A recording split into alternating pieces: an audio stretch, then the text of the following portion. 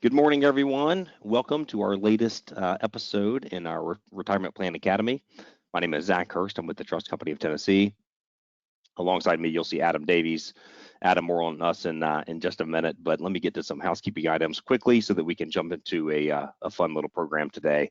Number one is on your box, and some of you have been with us multiple times now, so you're hearing this again, but bear with me because we do have some new faces here. You'll see a questions box, so feel free to type in questions as we go. Adam and I hope that we can address those on topic as we're flowing through this. If not, we'll certainly leave time at the end. So put those in whenever you have questions, and we will get to those at some point. Number two is we are seeing a significant uptick now. School's out, summer months appear to be upon us, and so this has been a monthly webinar series for us. It will continue to be. But for June and July, we're going to take a break from this and let everybody get out and travel and do all the things that we've been missing for the last 18 months and spend time with family and all of that. So we're excited that time is here. We're excited for all of you, hopefully are getting away for vacations. Adam and I, and certainly Kevin and Chad, who you see as well, will take some time away from work as well. So enjoy that. We are not going to go totally away. Adam and I are going to present to you in a few minutes some really important things that are happening in DC right now. That really matter for people like us as providers and you as plan sponsors or people involved in the retirement plan space. So hang tight on that. We are going to send out some information as to what's happening in DC, what's progressing with these, and this all will make a lot more sense in about 2 minutes. So bear with us. And the third item is we are offering CE credit, SHRM, HRCI, as well as CPE. It's 1 hour each. All of you will receive a follow-up from us, Adam or myself, or probably Kevin or Chad in the next few days that gives you the information you need for that.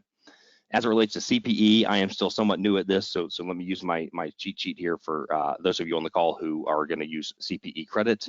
Again, it's going to be 1 hour of credit. We are going to have 3 poll questions during this webinar, so make sure that you answer all 3 of those.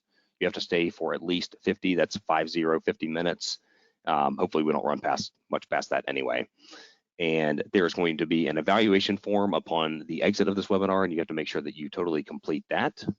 And the last piece I need to add for you all on this call, and really it's for all of us, is that we are going to cover really 3 main topics today, and that is the importance of the advisory role within retirement plans, also current industry trends that are taking place in this space, and what employees most appreciate from the plan provider relationship. So that is what we need to cover on the housekeeping side. And let's jump in. Adam, I'm going to take a very brief amount of time on this because let's be honest, these aren't the 2 prettiest faces at our company. But yeah, introduce who we are anyway. Again, I'm Zach Hurst. I'm a certified financial planner. I'm in our Chattanooga office, and Adam is a chartered financial analyst. Adam runs our retirement plan division from our headquarters in Knoxville. And we have a good topic today that we're excited about. It's employee education and advice. We pride ourselves on this at the Trust Company of Tennessee. This is our favorite part of the job within the retirement plan space. So we'll talk about current trends that are going on, and again, the advisory role and what that's supposed to look like or could look like and how it might fit with what you need from your company. But Adam, before we do that, we have something called Secure Act 2.0 that has not been passed. None of this has been passed. It has not even been voted on, I don't think. But where does this currently stand in DC, Adam? Sure. So it's nicknamed the Secure Act 2.0. Its formal name is Secure and Strong Retirement Act of 2021.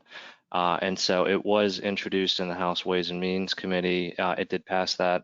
Complementary legislation has been introduced in the Senate. Again, neither of those have passed the full House or Senate just yet, but retirement seems to be one of the few things that Washington can agree on, and so there is kind of a big push behind getting legislation like this passed in some form or another. So we do have some updates on some of the key provisions.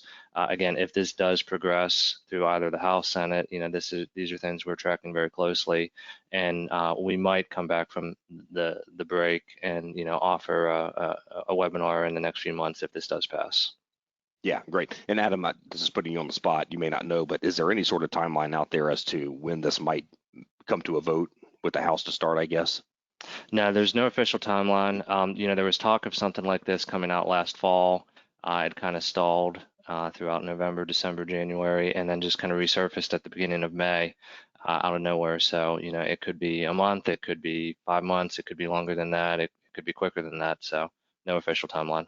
Okay, but again, we will keep you all posted by email. We'll reach out if there are things happening over June and July. And like Adam said, if it gets to the point where we need to cover this for our August topic, then we'll do that and just push everything back. So more to come, but let's talk about the key provisions of this. Really, as it relates to us, the providers, you, the plan sponsors, or those just involved in the space in some other role. There's four major provisions here that we're tracking. Number one is the increase of the RMD age. This is the required minimum distribution age. This is something that just changed, I think, Adam, in the last year or two, from 70 and a half, age 70 and a half to age 72. And now the talk is to bump that from 72 to 75. And quickly, the required minimum distribution, this is going to apply primarily to IRAs or people who have retired and have old 401k accounts. And so what this required distribution means is that right now at age 72, and possibly if this is voted through at age 75, that's the age where you are required to start taking a certain amount of distributions per year from the account. And that's because, frankly, Uncle Sam wants their money, and at some point they're going to start taxing these dollars that are coming out. For plan sponsors on the call, this also applies to existing employees that are 5% greater or greater owners of the company. So if you fall into this category where you're working for a privately held company and your owners are around this age range, around 70 or 72, we certainly have clients who are in this position. This is going to be of significant note to them. From a tax standpoint, they might be able to push this out a few more years. So more to come on that piece. It was actually the Secure Act 1.0 that increased that in the first place. So prior to December of 2019, the RMD age was 70 and a half. Secure Act 1.0 increased that to 72. Yep. And Adam, is this, going up to 75, the reasoning or justification behind this from the government side, is this based on lifespan being longer for Americans? Exactly. Okay. A lot of people realizing that we're, blessed to be living longer. And so, taking that money out at 70 and a half or 72, that might be premature for some folks. Yep.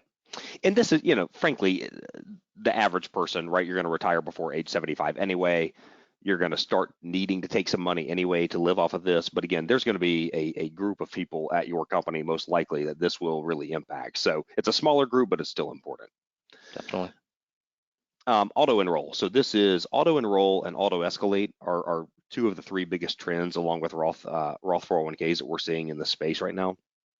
And so right now we're seeing a lot of companies start to at least look at or even implement the idea of this auto enroll. So Adam Davies joins the company and they say, okay, you're enrolled in the 401k plan at 4%, and we're going to take you up with an auto escalate 1% per year until we reach 10%. So we're seeing some companies already doing this. What the government is saying is that in this, and this is probably more of a parental approach to this, I guess, is that they would require through this bill, if passed, they would require companies, 401k and 403b plans, to implement auto enroll as well as auto escalate. All right, and you'll see on here in the language that range of the auto enroll can be has to be at least 3%, no more than 10%. And then each year the amount is increased by 1% until it reaches 10%. I personally like this, right? It's a matter of don't ever see a paycheck that doesn't include some kind of savings towards retirement, and it helps all of us. It also gives people a chance to get out, so the person is not required to do this, right? The company might be required to set it up this way. The person, Zach, could sign a form to opt out of this plan. Okay, so again, it's a growing trend here. There are some exceptions, as you see below, for businesses with 10 or fewer employees, new businesses, church plans, and governmental plans. But it's going to be interesting to see what they do here. Adam, any thoughts on that?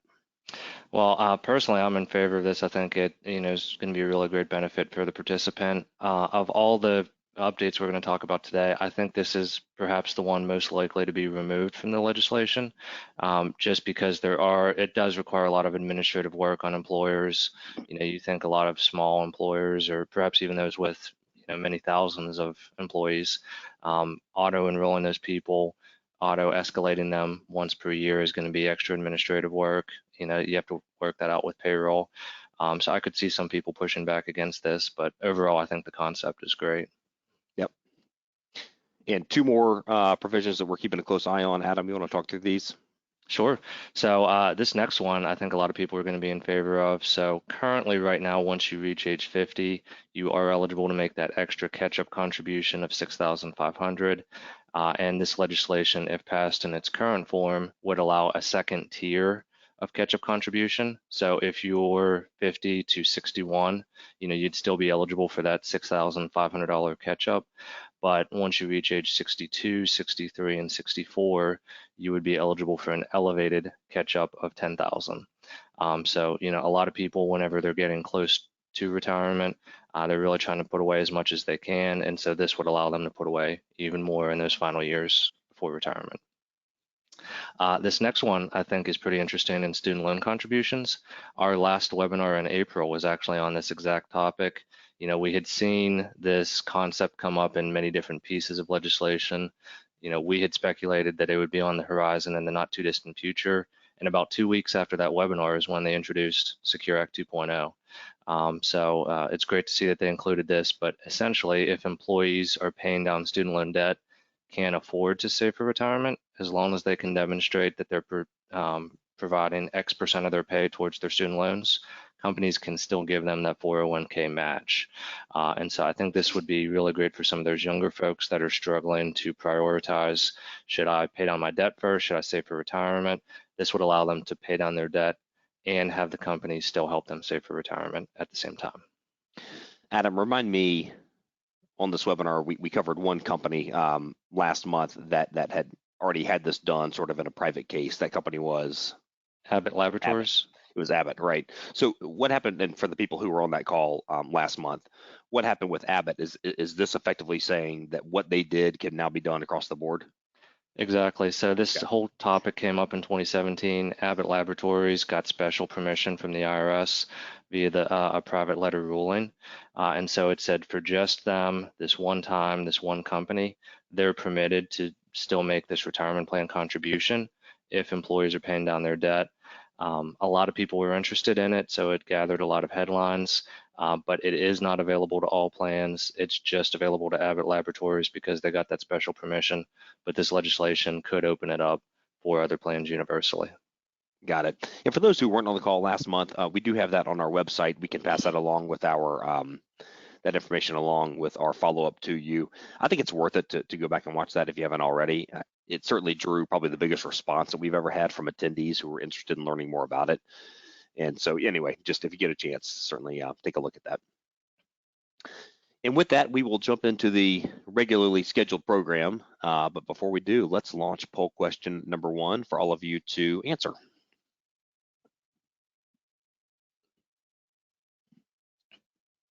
And here we go. At what age do most employees begin to think about a strategy for retirement? 36, 42, 48, or 50? I'm glad that Adam. 65 isn't an option. Yeah, that's exactly right. Yeah, I was going to say you and I are in the wrong industry to probably answer this question, but I'm curious to see what the result of this is and what people might think.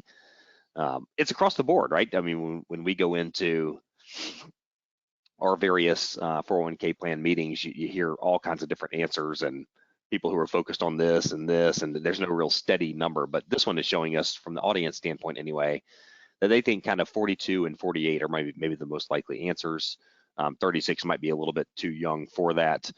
I think that's probably right as well. At 36, I was not thinking so much about retirement, but 50, not a huge one either. So let's find out an answer. I think, Adam, you're going to give this to us on the next slide, I believe, if that's right. Is that correct? Yes, sir. Why don't we switch? All right, let me just. And I don't know if I should mention this with colleagues on the call, but I started thinking about retirement at age 18. Yeah, when are you going to retire? So what's the answer, Adam? Why don't we flip to the next slide? I think I just went there. Do you see it yet? I'm still seeing the poll. Oh, okay. Let's see if we can get Lindsay or Bryson behind the scenes to drop the poll question if you can. We'll just give it a second.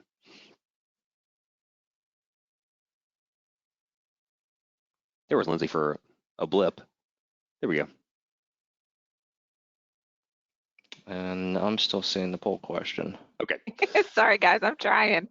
You're good. As you do that, I will say this: the answer is actually 42. So I think that was one of the majority answers on this. But we'll get Adam to go through the slide as soon as we can drop this one off the screen. So give us 1 second with our technical difficulties. And it was neat to take a peek at the Wizard of Oz there coming out from behind the curtain. Zach, I'm gonna see if I can.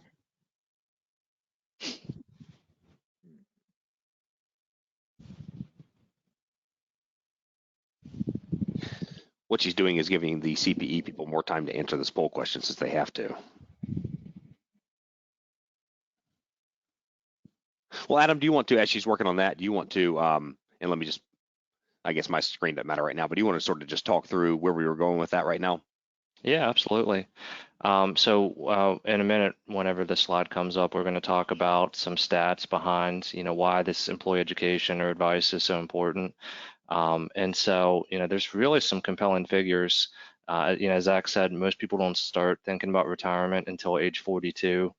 I'd definitely like to see that number a little bit earlier because, the earlier you start, the greater impact your savings have. And so one of the things that you'll see looking at all these stats is people kind of overestimate their abilities, but underestimate what's actually needed. So a lot of people underestimate the number of years in retirement. If you look at the second one, 48% of people tried to calculate how much money they'll need. 8 out of 10 said that they'd like help from their employer in doing so. You can lean on your providers, the calculators and resources that they have. 2/3 of people think that you need less than $100,000 for healthcare in retirement. This study says that you need somewhere between 140 and 190,000. I don't know about you, Zach, but I've seen that number as high as 250,000. Yeah, I have to, and I want to just point this out too, Adam. I'm sorry to jump in, but when we run financial plans for our participants within these plans and help them sort of navigate that future, we're really escalating medical costs right now between 5 and 6%. So right now it's just, the inflation on those is much more than we're seeing across the board inflation-wise. So yeah, I think it's important to really plan for that. Definitely. This next one I thought was pretty interesting. So 4 out of 10 participants rated themselves with a high level of investment knowledge, but then scored poorly on a basic financial literacy quiz. I was once at a conference where they asked everyone to raise their hand if they thought they were an above average driver, and 7 out of 10 people raised their hands. So I think a lot of us overestimate our driving abilities. A lot of people overestimate, how much they know about stocks and basic investment principles. And then finally, this last one, I'm a little sad to see that, a lot of people start taking Social Security at 62. There's a misconception out there that as soon as you retire, you have to start taking Social Security. That's definitely not the case. And in fact, by deferring, you can often increase the amount that, your household has over your years in retirement. Yeah, if there's, for the plan sponsors on the call, hopefully all of you have advisors who can come in and talk to people individually or as a group, right? But if there's one topic that sort of 55 to 60 age range needs to hear about or wants to hear about or should hear about, it's really that Social Security piece, because we just don't educate people enough on that. And I think they really need to take time to study it and understand that you're giving up. If you take it at 62, you're giving up an 8% per year increase over time. Some people have to take it at 62, and that's okay, right? But just make sure they have all the information they need to make that decision. So next we have a survey of participants, kind of indicating what areas they were most interested in. And I'll kind of group this, by age. And so we see those younger folks, those in their 30s and 40s are really most interested in how do you get started? What investments should they be picking? Are they saving enough? How to prioritize savings versus, any other debts that they might have. Whereas some of the older folks, those approaching retirement in their 50s and 60s, they're more interested in how do you cross the finish line? What does Social Security look like? Exactly what, Zach mentioned just a minute ago. What are healthcare expenses going to be? And then, finally, you've accumulated this balance. How do you turn that into a paycheck in retirement and start drawing down to meet your, monthly living expenses? Adam, one thing I'll point out on this slide is we just talked about student debt relief, and that possibly being part of this potential 2.0 that we mentioned. And look at this line, third from the bottom. It says prioritizing retirement savings versus other obligations. And that under 30 range, I mean, a significant jump down beyond that. They're almost at 50%. And some of that is trying to plan for the first home or whatnot. But I have to assume that a bulk of that is trying to figure out how to start to pay down the student debt. And so it's just worth noting that that crowd in our companies, they've got some debt things that they're taking care of at that time. Definitely, and I think that's a good segue into the next slide. There's a similar study on what employers are most interested in. And really, you see this top one here. Employers are really interested in what's preventing people from being able to participate in the retirement plan. Student loans are definitely a big part of that. Maybe saving for that first home could be as well. And so I do think, some of the steps that Congress is trying to take through the Secure Act 2.0 can help alleviate that. The other topic they're most interested in is how do you get employees to save more? So again, that Secure Act 2.0 is talking about defaulting people into auto enroll, auto escalation. I mean, those features have all been around since the Pension Protection Act of 2006, and we've really seen them become very popular, as a way to get people to start saving in the plan, as well as increasing their contributions over time. And you said this is a poll of plan sponsors, right? Employers, correct? Exactly. Yes. Yeah. And I love seeing the top one, the highest percentage addressing broad financial well-being. They recognize that their people are across the board, right, in terms of what they need and the different aspects of their financial life they need to cover. So that's great to see.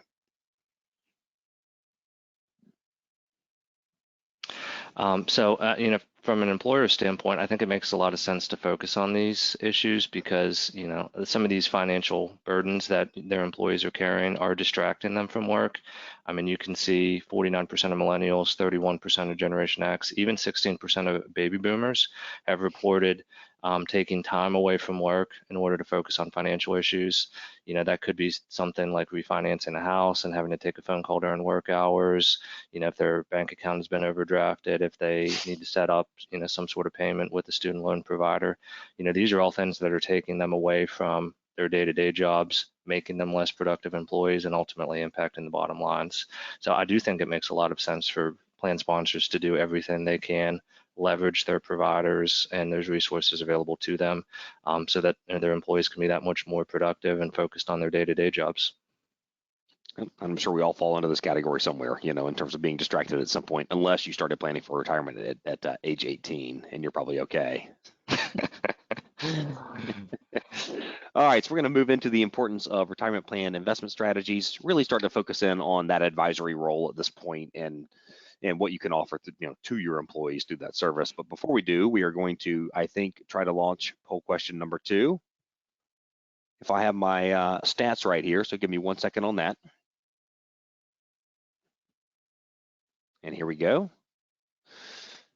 And pardon me getting close to the screen, but it's tiny on my box. It says, what percentage of employees indicated that their retirement plan is their only or largest source of retirement savings? 31%, 40%, 51%, or 58%. And again, that's their only or largest source of retirement savings. Adam, do you have a guess? It's hard to tell. Well, I already know the answer, but I'm at least happy to see that it's not 100%. Yeah, that's right. It's a hard one. I mean, yeah, it's again, everybody's kind of across the board, and you have different segments of different people at your company, and some of them will be closer to 100%, some will be closer to 0. So it's a hard one to guess, but we'll see what they come up with. Just waiting for a couple more answers to trickle in here. And I believe we have results. We do. 58% is the guess, and 58% is correct. 18% of that is the only source of retirement savings. 40% of that is the largest source of retirement savings. That 18% being the only source of savings, and let me just get back to my show here. Part of that, it feels a little bit low, right? And part of that is because still so many companies don't offer these 401k plans or 403b plans or any kind of retirement plan. And so you have to factor that in to understand that some people don't even have this option as a retirement strategy. So With that, let's look at the actual numbers here. Again, 18% as the only source of retirement savings, 40% as the largest source of savings. So what that tells me is we're almost at 60% of people where this is how they're going to retire and live, right? This is the one account they have. And I just mentioned bringing in stores, talking more about this advisory role. You as plan sponsors, what you can do through these retirement plans is a lot of these people might not think they can have a financial advisor, right? Because they put money away towards retirement over here and the rest is just cash savings or whatever it might be. So there's no need for an advisor. Maybe they don't feel like they qualify for an advisor. You are providing a financial advisor to these people, right? And somebody who should and can come in and sort of guide them down the path and create a path for them towards that future. And so it's just really important. We're talking about 6 out of 10 people that we can provide that service for. Adam, anything else on this slide that you see? Yes, I mean, you think about the people on the right, the 40%, they're probably more likely to have an advisor of their own already. But, this really underscores the importance for the people on the left that, they might not feel that they can qualify or go out and get an advisor. So having that as part of the plan can definitely have a great impact on them, with this being their only or the majority of their retirement savings. Yep. And you're talking about 90%, factor in that 33%, you're talking about almost 90% of people who are going to rely upon this role, probably in some capacity. So it's significant. And one more on this piece. This is really two kind of key parts of this that we picked out to talk about. Number one is 65% of people said that this was their first investing experience through a 401k. And so just think about that, for a second. And it's, I've got my wife joined a new company recently, and it's not her first experience, but the experience itself, she said, hey, here's what I got, right? It was some email from HR person who she likes a lot, and she's great, and said, here's the packet that we have. Go through it. Let me know what you want to do. And so she gave it to me, and I'm coming through it, and there's like 100 different investment options, and it's about 40 pages long. And it's fine, right? I do this for a living, so I can dissect that and help her and do this, but that's not common. Most people have to go through this thing at larger companies and figure this all out on themselves, and that's their first investing experience. And so not having that hands-on piece, not having somebody to reach out to, not that 1-800 number, but somebody they can actually communicate with and serve as that advisor to them. It's important, and it's important for this reason that this oftentimes is their first time trying to do this. And so let's make sure they're not messing this up for themselves. Number two, it says, when it comes to my 401k, I think of myself more as an investor. You see that only 36% of that say that they fall into that category versus the 64% who are savers. Adam, my head goes one way on this. I want to get your thoughts too. On the saving piece, as we go in and advise on plans and talk to individuals, some of those conversations end up being kind of coaching the people who are very risk averse and want to save it in cash. Hey, I'm putting this over here for retirement, but I just can't stomach the risk piece of this. Just keep it safe, right? That's okay, to do with a portion of it. Sometimes it's a good strategy for people approaching retirement who might have a need for that money. But the fact is over time, especially younger people, that cash piece or that really safe fixed income investment just isn't going to keep up with inflation, and it's not going to grow the way they need it to grow. And my head goes there, Adam, in terms of that savers mentality, just trying to make sure that that's fine if they see it as savings, but that also needs to be invested in growing over time. Your thoughts? Definitely. And I mean, I think these two are related. So, when I was a young second grader, my uncle gave me a relatively modest gift of 10 shares of Heinz stock. And I thought it was the coolest thing. He had explained to me that I now owned part of Heinz ketchup, and as a second grader, ketchup was one of my favorite things in the world. So I thought that was pretty cool that, I owned part of a ketchup company. Really small part, but nonetheless, I thought it was pretty cool. And so, over the next, 10, 15 years, I saw those shares go up, shares go down. And so I had some investing experience before participating in a 401k, and could even be one of the things that led me to this career. But without that experience, I probably would have been more inclined to think of saving in a 401k as saving, not investing. And so I think these people that this is their first experience, having that coaching and that education is just that much more important. Yep. And one more piece on the cash side, I guess I'm going to use this probably in a different way, and just you can see the headline of this, but participants are more likely to use a savings account to prepare for retirement outside of the 401k. versus anything else, right? Versus creating some kind of investment account and other ways that they can save. So clearly this is a bit of an issue, right? Over time, we need to put this money to work. We need this money to grow for us and to serve as a vehicle that's going to get us closer to the path we want to go down. Savings accounts just don't do that. But let's not totally bash cash here. So cash does have importance, right? We all need to make sure that we have that emergency savings bucket filled 3, 6, 9, 12 months, depending on your situation. The other piece is we get a lot of questions from people who might sell a home, especially in today's market, sell a home, have nowhere to go. They just wanted to get the profit. They're going to rent for a year and say, hey, over the next 12 months, probably 12 to 18 months, I'm going to buy that new house. You know, what should I invest in with this cash? Nothing. Leave it in cash, right? So any needs that people have over the next 2, 3, 4, sometimes even 5 years, protect that money, keep that in cash. And that's part of that role of the advisor coming in, going outside of the 401k, saying, here's the cash you need to have. Let's not kill that. This matters. But the rest of it, anything outside of that, don't rely on that savings vehicle. Let's start to invest that. Adam, we are going to jump into, again, bring in the advisor. What can that advisory role play? What should they be doing with the participants? Do you want to take us through that? Sure. So first, I want to point out at the bottom that education and advice is not something that occurs in all 401k plans. I mean, we definitely think it should, but you can see down at the bottom that 4% and 11%, aren't currently doing education, aren't doing advice, and they may add it in the future, they may not. So I don't want you to think that this is happening in every single 401k plan, and if it's not happening in yours, that's okay. You can always change that in the future.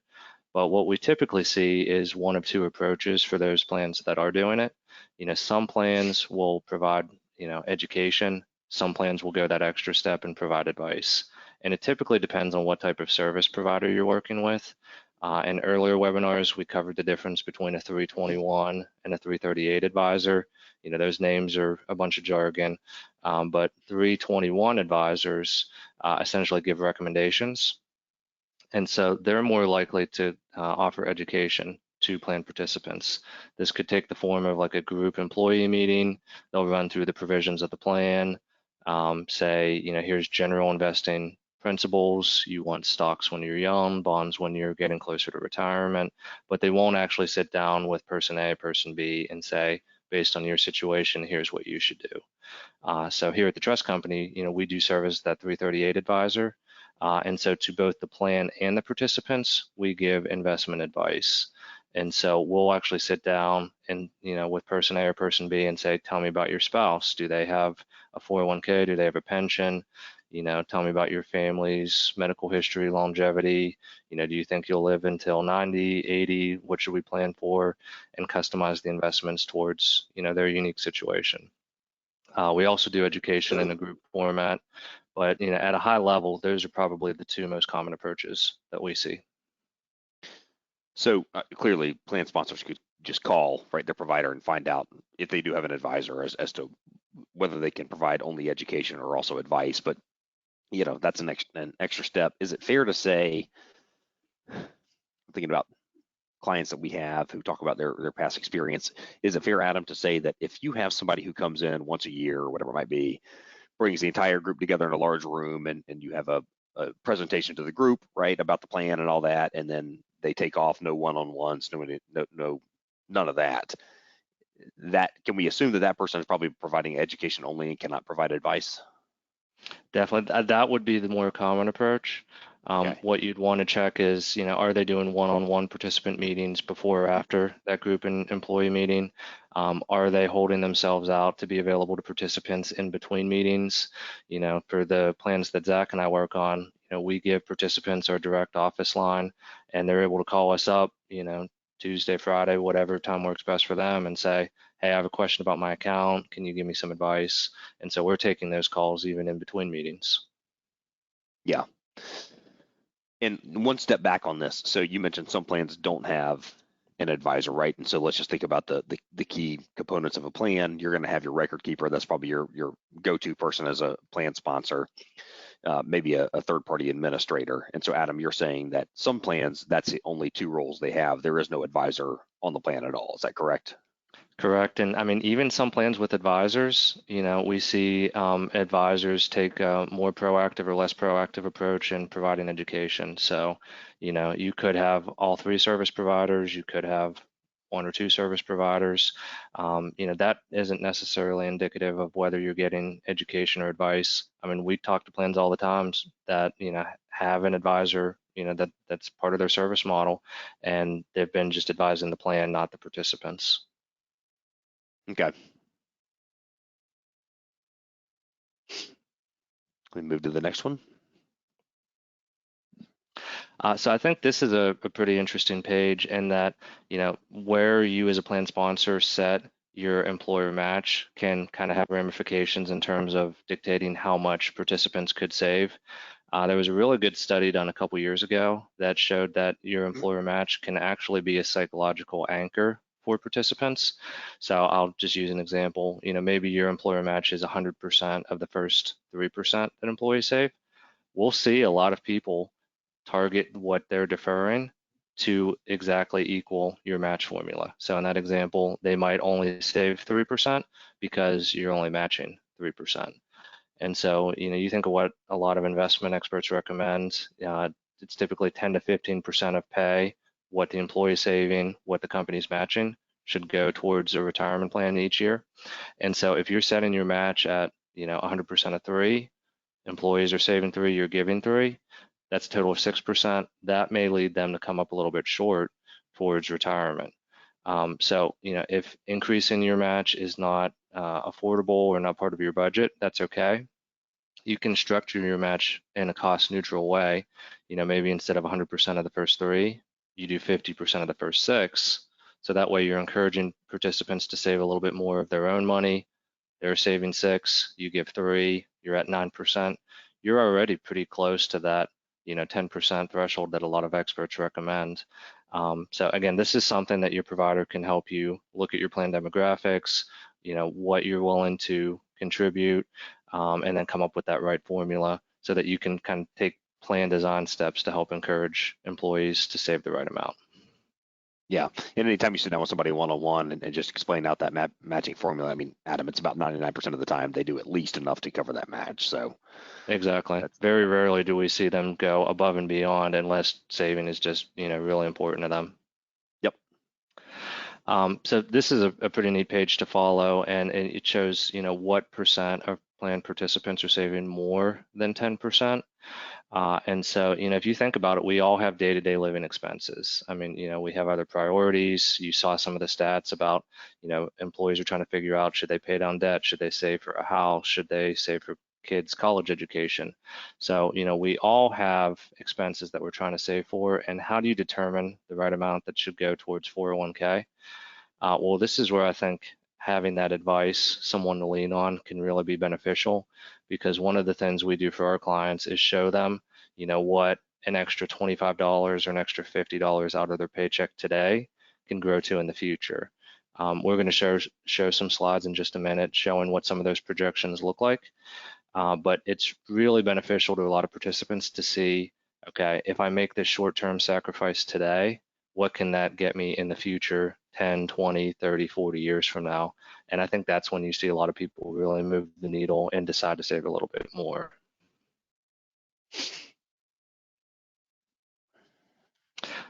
So this slide right here, really speaks to the need for auto enroll, auto escalation.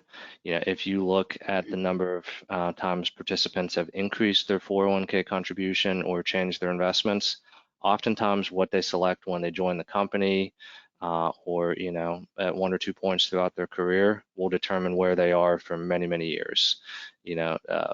Participants were polled, and on average, they had increased their contribution just twice and changed their investments just twice. So inertia is very, very strong, and I think that's why you're seeing a really big push through legislation with the Secure Act 2.0 to really increase features like auto escalation, so that if you start at 3%, you gradually increase to 4, 5, 6, 7%, and slowly over time get towards saving that magic figure of 10 to 15%. Looking at the investment side, this is pretty scary as well, because you might be young, starting your career, pick a relatively aggressive investment portfolio, but then, if you don't go in and change that when you're 40, 50, 60, you could potentially be exposed to larger market declines right before retirement. And so, we're going to talk about some ways that we help address this at the trust company, but, there's different approaches where you can look at what people are saving and make sure that they're in an age appropriate option so that they don't reach retirement, experience a sudden market decline, and then, are forced to work longer than they wanted to. Yeah, and that 44%, I have never changed my investment choices. If your plan has target date funds set up, that's probably okay, right? Because they are naturally making changes as they progress every 5 years and get more protective as they get closer to retirement. So part of that might be a little bit skewed, but it is important, certainly if you don't have a target date fund, for these people to be getting active advice. So I thought this slide was pretty neat, and it basically asked participants, would you rather make investment decisions on your own? Would you rather have the help of an investment professional? And so if I think about my own self, if I'm feeling under the weather, I have a cough or a headache, I could very easily look up on WebMD, common colds that come with a headache or a cough or whatever symptoms I'm experiencing, and you're going to see a ton of different options come up, one of which will be right, many of which will be wrong. And so whenever I'm experiencing those symptoms, I go to a doctor. I value their professional opinion. They've studied this for many, many years and can help get me any prescriptions or medication I need to help treat my own symptoms.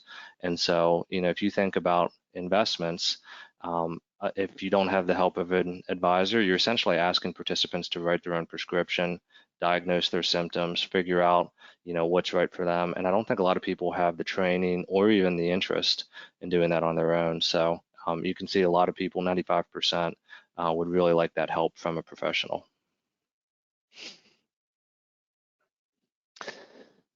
And if I could get my computer working correctly, I'll move to the next one. And there we go. Adam, I'm going to jump in here for a second and just talk about the kind of the third component of what's that big trend happening right now. Again, auto enroll and auto escalate. We've talked about the third is adding the Roth 401k into this. And we've seen a lot of plans do this. We are encouraging it as providers. We are encouraging our plans to at least consider this. And many of you on the call may already know all this and know what the differences between these two, but let me just try to quickly sum it up for those who may not. A traditional 401k is what we're all used to, right? And I'm just going to use random numbers here. Let's say that the income is $60,000 a year, and I put $10,000 of that into a traditional 401k. Come tax time, as far as Uncle Sam is concerned, again, I made 60, I put 10 in. I'm taxed on 50. I only made $50,000 as far as they're concerned. I get the tax break on that 401k money that year.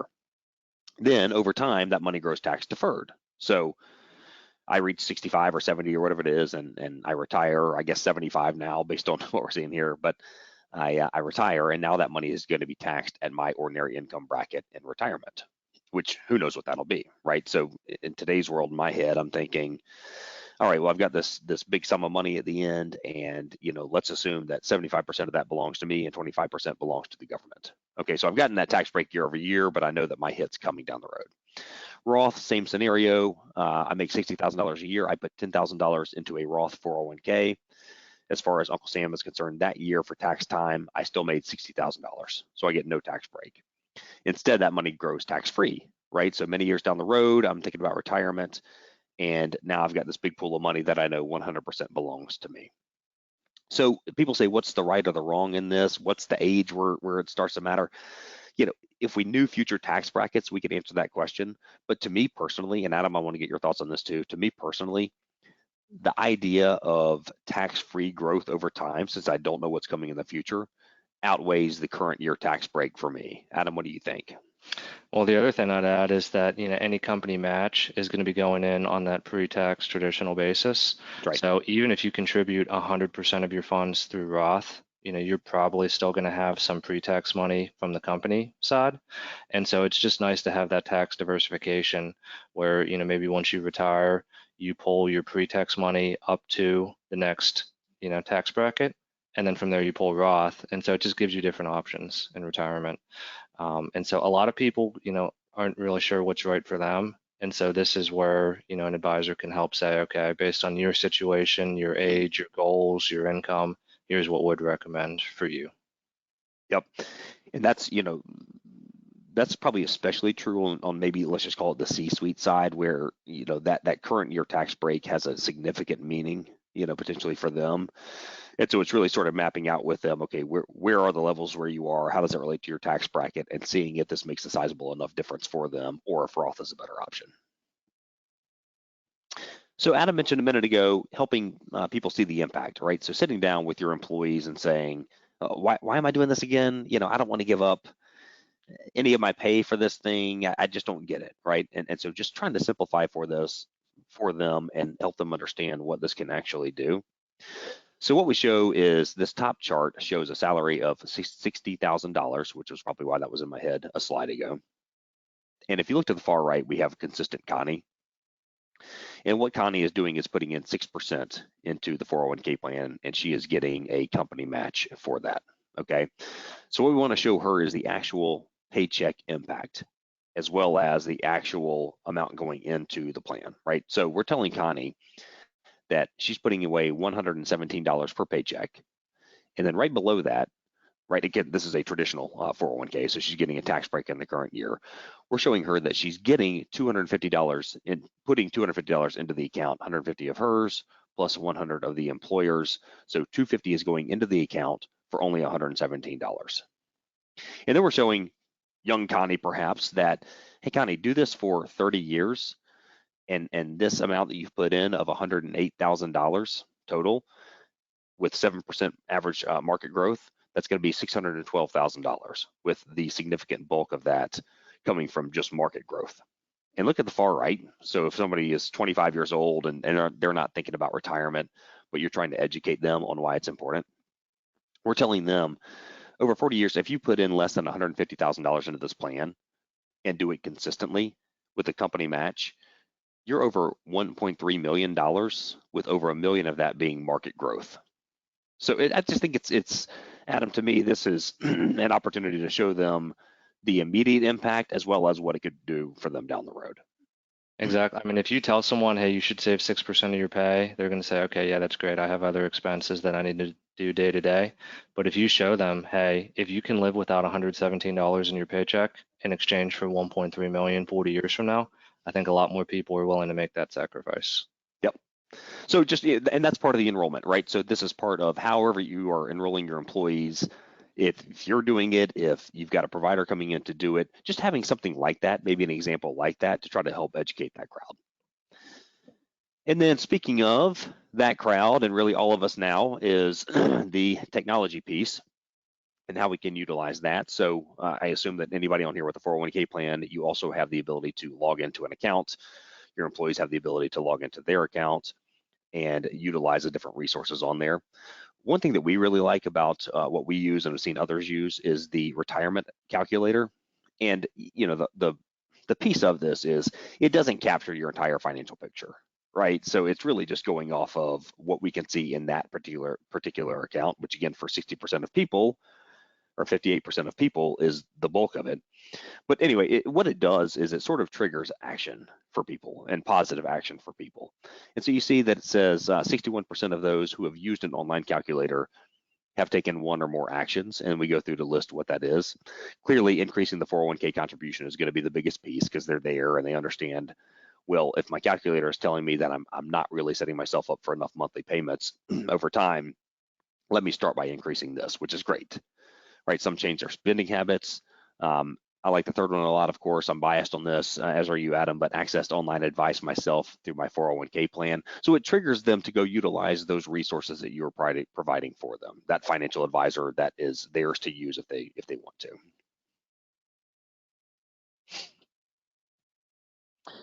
And this one we just included. This is part of our enrollment packet, as you see what we've put on here, but it says go virtual. So what we've done on our accounts, and we've seen a really big uptick in terms of communication from our participants, from your employees, our participants, is once you log into your online account, you have the ability to click to set up a virtual meeting, right? So maybe you've got one topic on your mind, maybe there's a few, whatever it might be. You don't want to make a call to anybody. You'd rather just sort of just ease of a button, click on something and set up a time on a calendar when somebody else is free to talk to you. And that's exactly what it does. And so you set up something, we have somebody jump on the phone with you who is part of the plan, that, you know, some advisor to the plan, and talk through whatever that might be that's on your mind. It might be as simple as the 401k piece. It might be a myriad of one of these many other topics that we cover. But Adam, we have seen a lot of volume from this. This really started, I think, during the pandemic when we just couldn't be on site to see as many people, and we've seen a really good response from it. And with that, let's talk about sort of advice versus financial planning. I think we're going to wrap up with this section, so just a few more minutes here. Adam, do you want to take us through slide number 1 on this? Sure. So, you know, when you're thinking about the best ways to connect with your people, there is no, you know, one approach that's best. And so that's why, you know, we typically recommend several different approaches. You know, it could be those one-on-one meetings. It could be group employee meetings. You know, maybe you combine those together and do a group employee meeting with one-on-one meetings before or afterwards. You know, Zach just talked about the virtual retirement account reviews.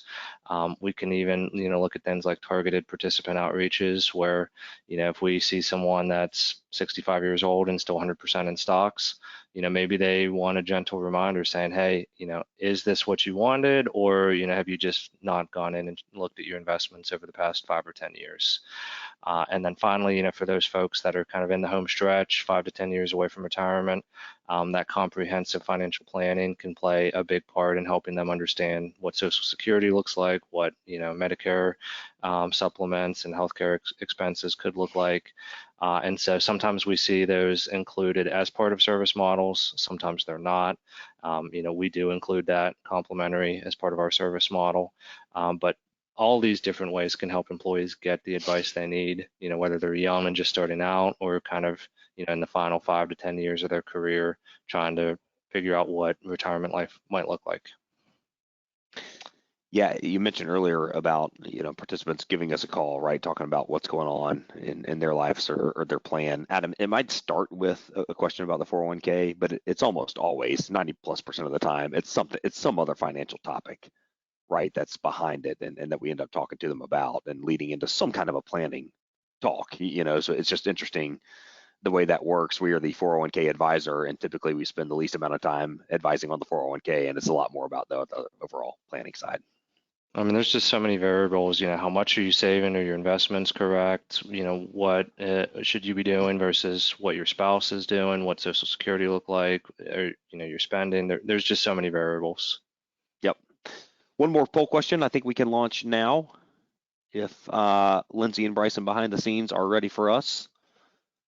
And then we'll wrap up with just a couple more and let everybody be on their way. All right, so on average, how much money do you think employees think that they need to save for retirement? Got a couple different choices. Yeah, this is the question I always get, and I'm sure you do too, Adam, is what's the number, right? What's the age and what's the number? And we'll talk about this in just a minute, but you know, I'm curious to see. I've got it on my next slide. I'm just not looking at it right now. I'm curious to be reminded of what this number is as to what people think they need to have saved for retirement. So we'll give it just one more minute. Adam, since you've been saving now for 20 years as you plan for retirement at age 18, hopefully you're getting close to one of these. Well, I wish I would have started when I was 18, but I was just thinking about it at that time. Yeah, not acting on it.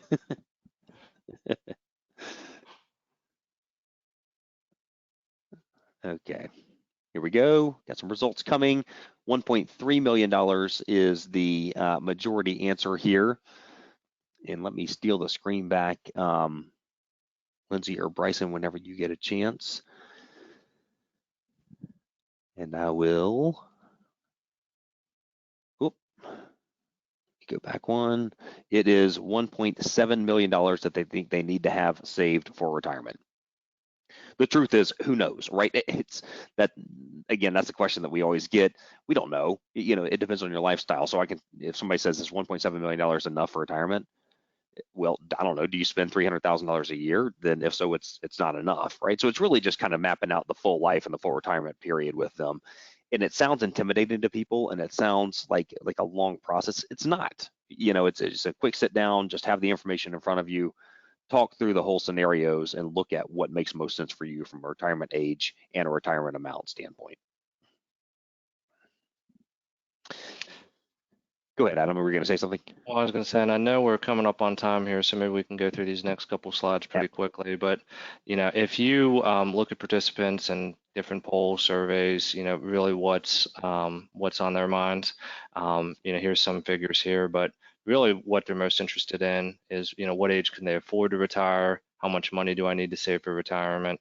And so, like we were talking about earlier, there's so many variables that play into that. Are their investments aggressive or conservative? How much do they need? Do they need 1.7 million? Do they need 500,000? So these are all customized figures based on their goals, what they're trying to accomplish. And I don't think a lot of people have the training or interest to be able to calculate that themselves. And so leaning on someone who has done this and does have all the tools and resources, I think can definitely be beneficial to give them the confidence that they're on track, or maybe they need to make a few changes in order to reach that number that they're looking for. Yep. And yeah, I think we have one or two more to cover. I'll just let you roll through these quickly, Adam. Sure. So, for those people that are trying to do these calculations on their own, you can see that in terms of financial stress, people rate saving enough money for a comfortable retirement as their top financial stress. There's others like paying off a credit card or, saving for children's education, but it's definitely something that's on people's minds. And again, I think one of the reasons why this is the top listed option is because there are so many variables that go into it, and people just can't figure out what's the best place to start. How do they calculate that number? How do they figure out what's right for them? And there are a lot of competing objectives. So, I mean, we're all human, things come up. The hot water heater tank might go out, or, the kids might have an ambulance visit, hospital stay. So those are all things that come up and can potentially derail our savings. So, again, prioritizing what's best for them, figuring out what's the best place to start, and then outlining a plan that, they can get back to after some of these life events come up, can definitely be helpful in making sure that they're on that track for retirement. And we have just a couple minutes here, so let me hit open up my questions box. I know I saw a few come in as we went, and we addressed a couple of them just through the slides themselves. Here's probably a quick one, Adam. It says, you mentioned auto enroll, auto escalate, and Roth as trends. Can I add these to my plan now if my company agrees to these changes? Adam, I believe that answer is that they need to work with their providers to update their plan document for the next 401k year. Is that right? Absolutely. So as long as those provisions are included in the plan document, you can absolutely take advantage of them. And updating the plan document isn't hard. Usually it's just checking a few boxes and adding a signature. So talk with your plan sponsor and get it implemented at the plan level. Okay. I got one more for you, Adam. I'm just going to address this one really quickly too. It says, I handle the 401k plan for my company. Any tricks for helping get my employees to reach out to their advisor, to our advisor is what it says, and take advantage of what we provide them.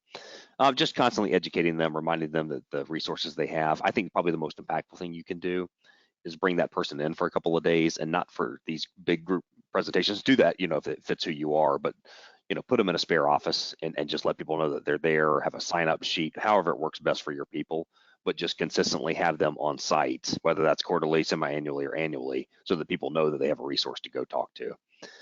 And Adam, one more before we wrap up. Do advisors on 401k plans charge extra money for individual meetings and advice? Quick stab at this from my standpoint. I want to get your thoughts on it, Adam. I am working with a group right now who's looking at changing advisors for this very reason. They have an advisor. The advisor charges for put together the fund lineup for the plan. But then if somebody wants them to meet with them individually, that individual is charged another portion from their account to do that. Adam, I haven't seen a lot of that. Is that normal? Is that something a lot of people deal with? It's definitely normal, and I'd say the answer is kind of all over the board. So, sometimes we do see advice or education included as part of the service model. Sometimes it's separate. In the cases where it's separate, I've seen providers charge $1,200 or $1,500 a day to come out and do employee meetings.